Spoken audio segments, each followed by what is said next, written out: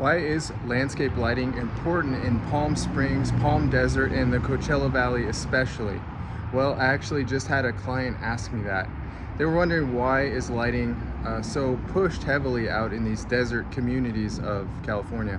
Well, out in the desert, people like to live outside as much as possible. Check out this yard. This is one we're going to be working on soon.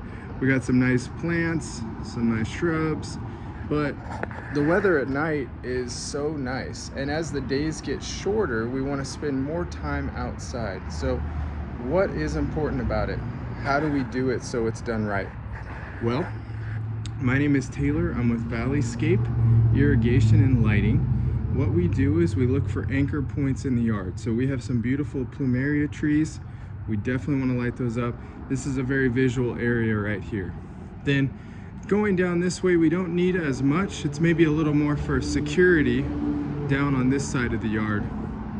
Whereas over here, it's going to be tailored a little more towards the aesthetic part of it. So if you live in the desert communities of Coachella Valley and you're looking for your yard to pop at night, that's really important.